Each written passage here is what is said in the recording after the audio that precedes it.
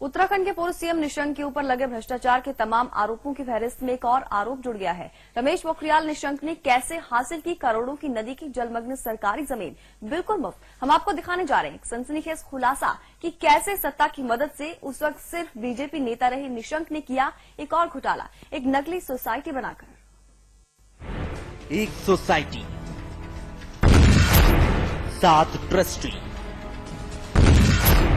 सबका एक दूसरे से रिश्ता, सबका सत्ता से रिश्ता। कोई नेताजी की बेटी,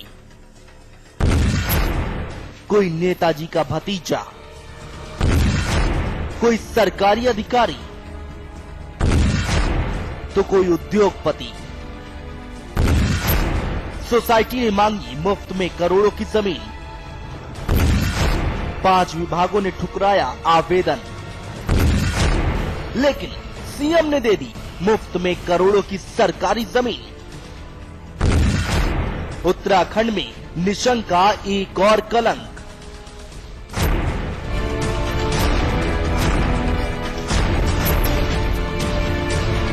इस खबर को आपके सामने लाने से पहले आपको बताते हैं एक संस्था के बारे में जिसने राज्य सरकार की करोड़ों की जमीन को मुफ्त में हासिल कर लिया।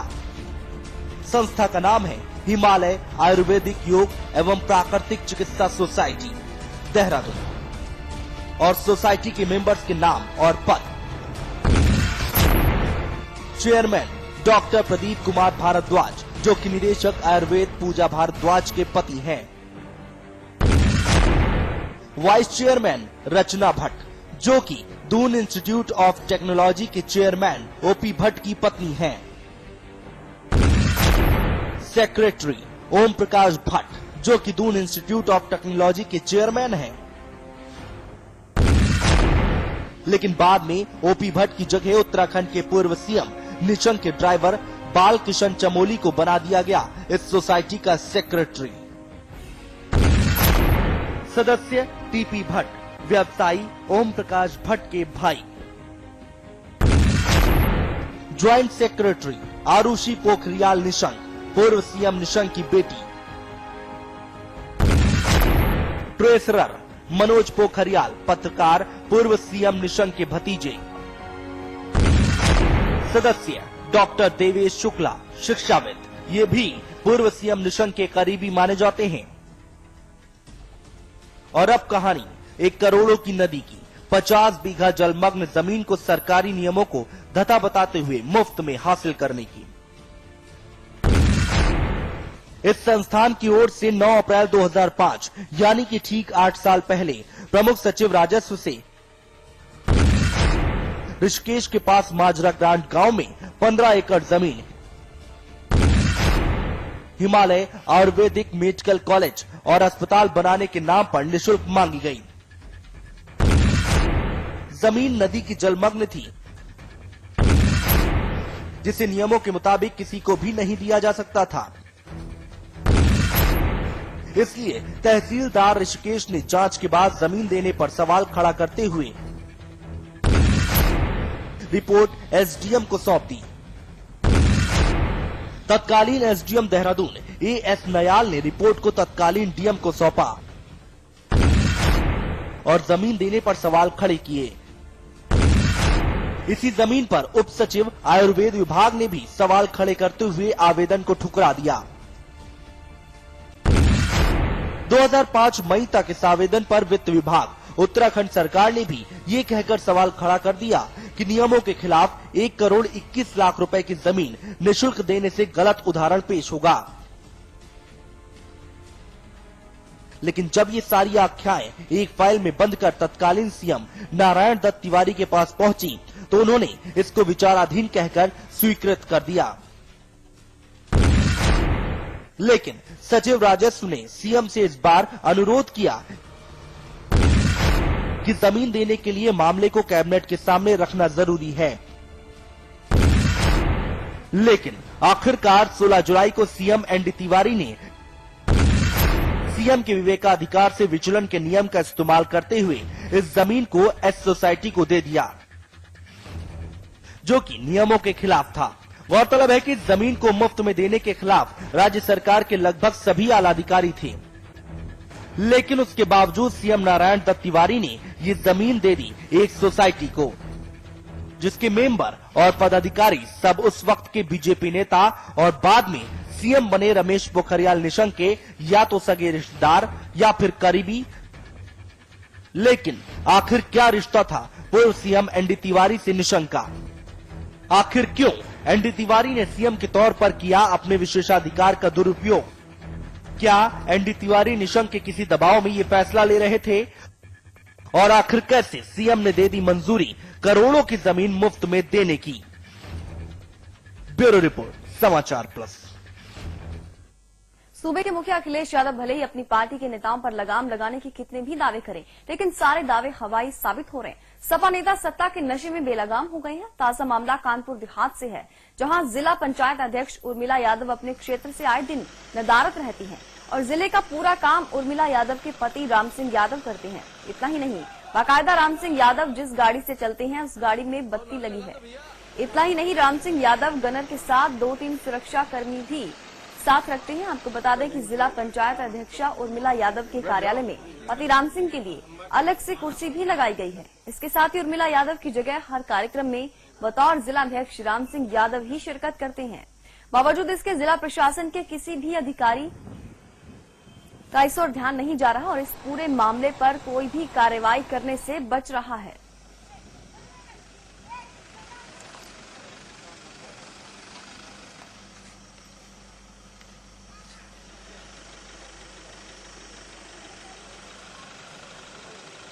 सिंह यादव अध्यक्ष, जिला अध्यक्ष, वो आए हम लोगों के बीच में अनुशासन दे गए पूरा कि तुम्हारी जो है न्याय दिलाएंगे तुमको और हमारे कहने से अनशन तोड़ दो। तो हम सभी लोगों ने उनके कहने से अनशन तोड़ दिया। जिला पंचायत अध्यक्ष है उर्मिला देवी यादव, उनके पति राम सिंह यादव, तो उन्होंने आश्वासन दिया कि अधिकारियों से बात करेंगे और तुम्हारी मांगों को माना जाएगा और फिर आपको बर्खास्त कराएंगे।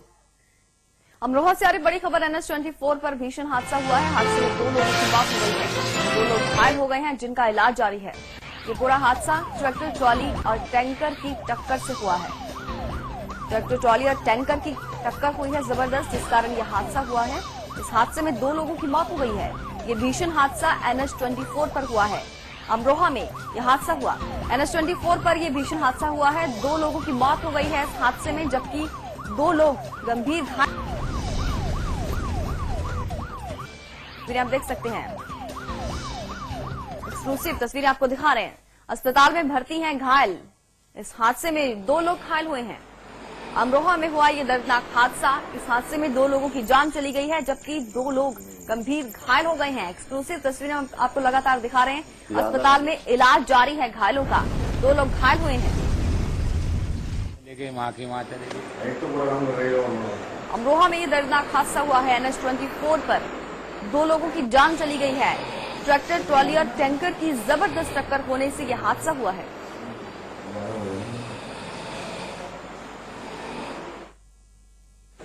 गजरोला से ईंटों काट कर आ रहे थे, जो रास्ते में थोड़ी तो खराबी आने की वजह से वो ठीक करने लगे। पीछे से जो है सेंटर वाले ना थे और पीछे से मार थे। एक हमारे रिश्तेदार थे और मूड़ा के रहने वाले थे, और दूसरे जो तो कैंटर वाले थे, ड्राइवर थे या कंडक्टर थे, जो भी थे वो कैंटर वाले थे। ये 4 लोग आए थे, जिसमें 2 लोग थे और 2 गंभीर घायल, जिसमें एक हेड इंजरी और एक इंजरी है। फर्स्ट एड दे दी गई है और हायर सेंटर के लिए होती है। लखनऊ की वहाँ चले गए, वहाँ की वहाँ चले गए। एक तो प्रोग्राम कर रहे हो।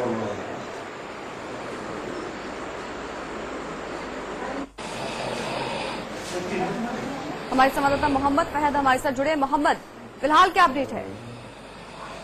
जी, पूरा मामला ये है कि नेशनल हाईवे 24 का मामला है। रजतपुर थाना क्षेत्र में रात 1 बजे रात करीबन ट्रैक्टर हाईवे पर खराब हो गया था। वहाँ पर ये लोग संभालने में लगे थे। पीछे से काफी स्पीड से टैंकर आ रहा था, पीछे से जोरदार टक्कर मारी, जिससे मौके पर 2 लोगों की मौत हो गई है और 2 लोग गंभीर रूप से घायल हैं। उनको मुरादाबाद के लिए रेफर किया गया है। जी, गलती किसकी नजर आ रही है? जबरदस्त टक्कर हुई है दो वाहनों में, गलती किसकी नजर आ रही है?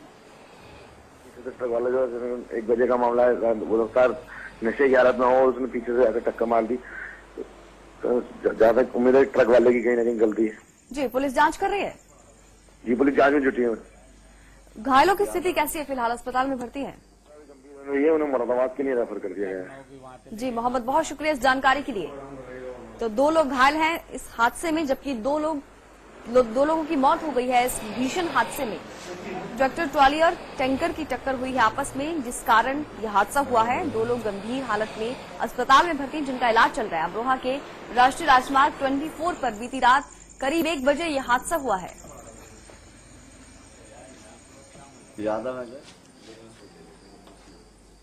होती है लखनऊ की वहां चले गए, वहां की वहां चले गए।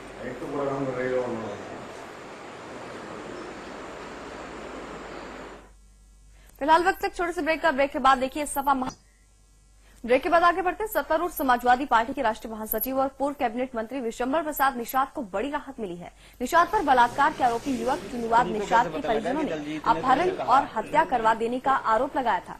इस मामले में विशंबर प्रसाद निषाद के खिलाफ मुकदमा भी दर्ज कराया गया था, लेकिन बांदा पुलिस की सतर्कता से दूध का दूध और पानी का पानी हो गया।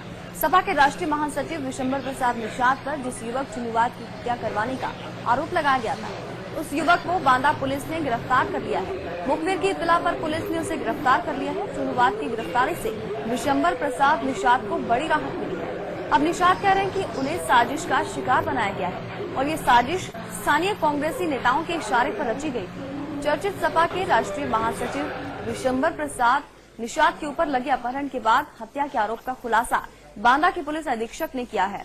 पिछले 4 अप्रैल को न्यायालय के आदेश से इनके ऊपर चिल्ला थाने में मुकदमा लिखा गया था।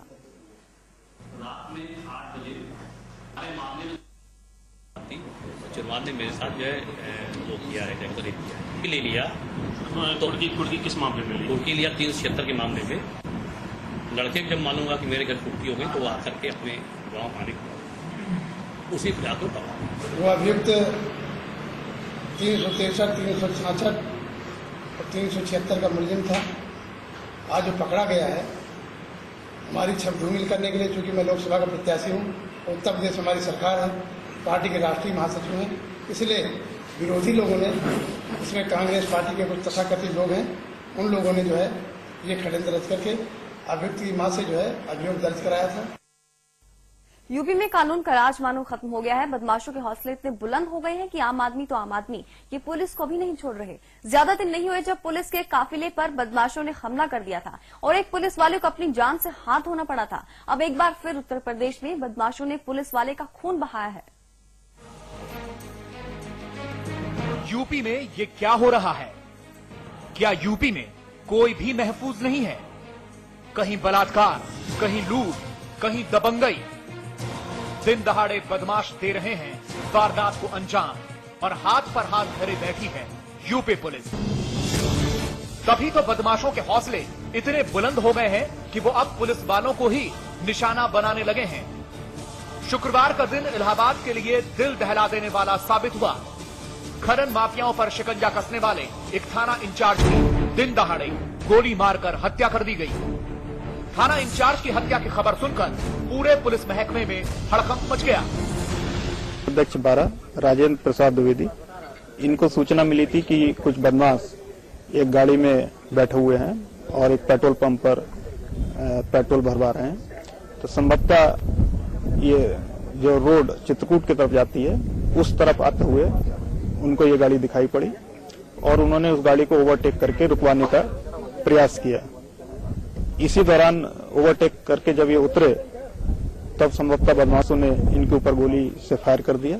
पड़ोसी जो हमारे प्रदेश है, मध्य प्रदेश, रीवा वगैरह के वरिष्ठ अधिकारियों को सूचित करके चारों तरफ नाकाबंदी करके चेकिंग कराई जा रही है। उम्मीद है कि ये बदमाश शीघ्र ही पकड़ लिए जाएंगे। ये पूरी वारदात उस वक्त हुई जब एसओ राजेंद्र द्विवेदी चोरी की एक इंडिगो कार का पीछा कर रहे थे। एक प्राइवेट कार में सवार थाना इंचार्ज राजेंद्र द्विवेदी ने पीछा करते करते थाने से फोर्स बुलाने के लिए खबर की। यही नहीं, उन्होंने शंकरगढ़ पुलिस स्टेशन को भी घेराबंदी करने को कहा। शंकरगढ़ इलाके में पहुंचते ही उन्होंने ओवरटेक कर इंडिगो कार को रोक लिया। चश्मदीदों के मुताबिक इंडिगो कार पर सवार 3 लोगों ने खुद को घिरा देख एसओ राजेंद्र द्विवेदी पर फायरिंग शुरू कर दी। बदमाशों की एक गोली राजेंद्र द्विवेदी के सीने में लगी और मौके पर ही उनकी मौत हो गई। वारदात को अंजाम देने के बाद बदमाश मौके से भाग निकले। खबर पाकर इलाहाबाद और लखनऊ के कई आला पुलिस ऑफिसर मौके पर पहुंच गए। हम काम करने आए थे, यहाँ पे गाड़ी दो ठहरी थी, बस इतना देखा हमने, वहाँ से देख फायर गोली चली, बस हो गया। यहाँ पे देखे जनता लोग तो परे थे और गाड़ी भाग गई थी बस। यूपी के सुल्तानपुर जिले के रहने वाले राजेंद्र द्विवेदी 2001 में पुलिस में भर्ती हुए थे। सीतापुर ट्रेनिंग सेंटर में ट्रेनिंग के बाद उनकी पहली पोस्टिंग इलाहाबाद में ही हुई थी। पिछले साल 2 मई को उनकी पोस्टिंग दोबारा इलाहाबाद हुई और करीब 8 महीने पहले उन्हें 12 पुलिस थाने का इंचार्ज बनाया गया। राजेंद्र द्विवेदी काफी तेज तर्रार अफसर माने जाते थे। 38 साल के राजेंद्र द्विवेदी के बारे में कहा जाता है कि वो कभी किसी के दबाव में नहीं आते थे। रविंद्र कुमार, इलाहाबाद, समाचार प्लस। कुंडा के सीओ मर्डर केस की गुत्थियां भी सुलझी भी नहीं थी कि इलाहाबाद में दिन दहाड़े पुलिस के कैसों की हत्या ने सूबे में कानून व्यवस्था की पोल खोलकर रख दी है। हत्या के बाद हमलावर पुलिस के चंगुल से कोसों दूर हैं। इधर मृतक कैसों के परिजनों ने हत्या में समाजवादी पार्टी के एक प्रधान का हाथ होने का आरोप लगाया है। परिजनों के मुताबिक कैसो आरती द्विवेदी जिस दौरान इलाहाबाद के घूरपुर थाने में तैनात थे, उस दौरान सपा के ग्राम प्रधान को उन्होंने एक मामले में गिरफ्तार किया था, जिसके बाद प्रधान ने उन्हें देख लेने की धमकी दी थी। लिहाजा हत्या में पूरा शक उसी सपा प्रधान पर जाता है। एसओ के परिजनों ने मामले की सीबीआई जांच कराने की मांग की। जी कोई यादव जी थे, पापा ने बस इतना बताया था। वो आए थे तो उनसे कुछ झगड़ा उड़ा हुआ था, किसी बात पे ये नहीं पता। उन्होंने उसे बंद कर दिया कुछ रात तक, फिर एडवोकेट आया था उनका, उन्होंने उसे छुड़वाया, फिर वो बस खत्म हो गया। फिर उसके बाद उन्होंने कभी जिक्र नहीं किया, बस उसने कहा था। इसके बाद उन्होंने घूरपुर से 12 ट्रांसफर करवा दिया, बस उसके बाद से तो उसने ना कुछ बोला ना उसका कुछ पता। सुबह सवेरे में अभी के लिए बस इतना ही और खबरों के लिए देखते रहिए समाचार प्लस।